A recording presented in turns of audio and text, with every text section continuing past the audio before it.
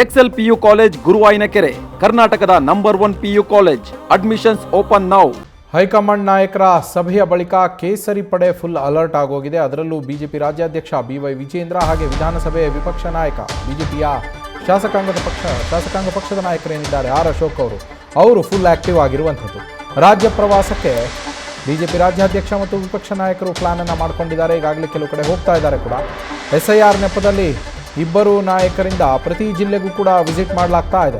ಜಿಲ್ಲಾವಾರು ಮುಖಂಡರು ಹಾಗೆ ಕಾರ್ಯಕರ್ತರ ಜೊತೆಯಲ್ಲಿ ಮೀಟಿಂಗ್ ಅನ್ನು ಮಾಡೋದಕ್ಕೆ ಮುಂದಾಗಿದ್ದಾರೆ.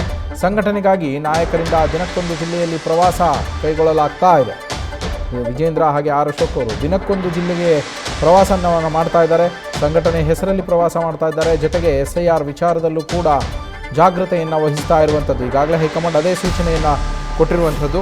ನಮ್ಮ ಪ್ರತಿನಿಧಿ ಗಣಪತಿ ಲೈವ್ನಲ್ಲಿ ಜಾಯ್ನ್ ಆಗಿದ್ದಾರೆ. ಗಣಪತಿ, ವಿಜೇಂದ್ರ ಮತ್ತು ಆರ್ ಅಶೋಕ್ ಅವರು ಪ್ರತಿ ಜಿಲ್ಲೆಗೂ ಕೂಡ ದಿನಕ್ಕೊಂದು ಜಿಲ್ಲೆಯಂತೆ ಪ್ರವಾಸವನ್ನು ಮಾಡೋದಕ್ಕೆ ಸಿದ್ಧತೆಗಳು ಮಾಡಿಕೊಂಡು ಈಗಾಗಲೇ ಕೆಲವು ಕಡೆ ವಿಸಿಟ್ ಕೊಟ್ಟಿದ್ದಾರೆ ಅನ್ನೋ ಮಾಹಿತಿ ಇದೆ. ಹೈಕಮಾಂಡ್ ಕೊಟ್ಟಿರುವಂತಹ ಸೂಚನೆಗಳೇನು ಇವರಿಗೆ?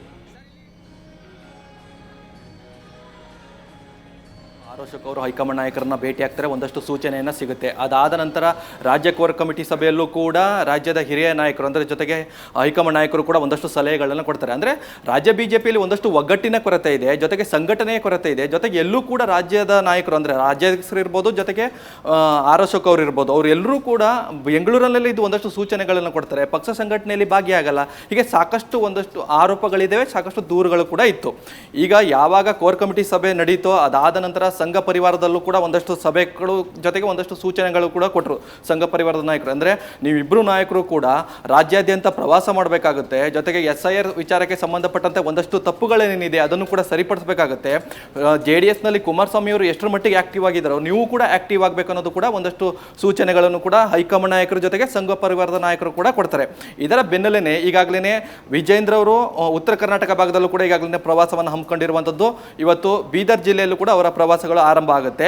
ಅಲ್ಲೂ ಕೂಡ ಒಂದಷ್ಟು SIR ಪ್ರಕ್ರಿಯೆಗಳು ಹೇಗೆ ನಡೀತಾ ಇದೆ, ಸರ್ಕಾರದ ಅಧಿಕಾರಿಗಳು ಎಷ್ಟರ ಮಟ್ಟಿಗೆ ಸಮರ್ಥವಾಗಿ ಆ SIR ಪ್ರಕ್ರಿಯೆಯಲ್ಲಿ ಭಾಗಿಯಾಗ್ತಿದ್ದಾರೆ, ಏನಾದರೂ ಕೂಡ ದೋಷಗಳು ಕಂಡಿದೆಯಾ ಅಥವಾ ಎಲ್ಲ ವಿಚಾರಗಳನ್ನು ಕೂಡ ವಿಜೇಂದ್ರ ಅವರು ಪಕ್ಷದ ಮುಖಂಡರ ಜೊತೆಗೆ ಹಾಗೂ ಕಾರ್ಯಕರ್ತರ ಜೊತೆಗೆ ಒಂದಷ್ಟು ಸಭೆಗಳನ್ನು ಮಾಡ್ತಾರೆ. ಈ ಮೂಲಕ ಸಂಘಟನೆಯೂ ಕೂಡ ಬಲ ಹೆಚ್ಚುವಂತಹ ಸಾಧ್ಯತೆಗಳು ಹೆಚ್ಚಿರುತ್ತೆ.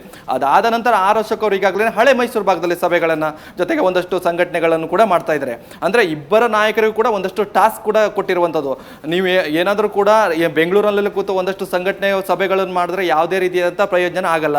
ಕ್ಷೇತ್ರದಲ್ಲೂ ಕೂಡ ಹೋಗಬೇಕು. ಜೊತೆಗೆ ಒಂದಷ್ಟು ಮಾಜಿ MLAಗಳ ಕೂಡ ದೂರು ಕೂಡ ಇತ್ತು. ಅಂದರೆ ಆರ್ ಅಶೋಕ್ ಇರ್ಬೋದು, ವಿಜೇಂದ್ರ ಇರ್ಬೋದು, ಇವರೆಲ್ಲರೂ ಕೂಡ ಬರಲ್ಲ, ಯಾವ ಕ್ಷೇತ್ರಕ್ಕೆ ಕೂಡ ಬರಲ್ಲ. ಏನಾದರೂ ಇಂಪಾರ್ಟೆಂಟ್ ಇರೋ ಕಾರ್ಯಕ್ರಮಗಳಿಗೆ ಬಂದು ಹೋಗ್ತಾರೆ ಹೊರತಾಗಿ ಯಾವುದೇ ಕಾರ್ಯಕ್ರಮದಲ್ಲಿ ಸ್ಟಿಕನ್ ಆಗಿ ಉಳಿಯಲ್ಲ.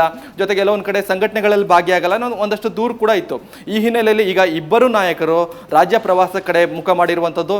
ಒಂದಷ್ಟು ಬೆಳೆ ಹಾನಿ ಇರ್ಬೋದು, SIR ಪ್ರಕ್ರಿಯೆ ಇರ್ಬೋದು, ಸಾಕಷ್ಟು ಸಮಸ್ಯೆಗಳಿದೆಯಲ್ಲ ಅದನ್ನೆಲ್ಲ ಒಂದು ಕಡೆ ಧ್ವನಿ ಎತ್ತುವಂತಹ ಪ್ರಯತ್ನಗಳು ಈ ಇಬ್ಬರು ನಾಯಕರು ಕೂಡ ಮಾಡ್ತಾರೆ.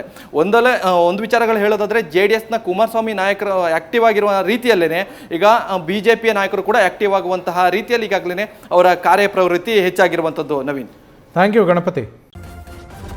ನ್ಯೂಸ್ ಫಸ್ಟ್ ನಿರ್ಭೀತಿಯಿಂದ ನಿಮ್ಮ ಪರವಾಗಿ.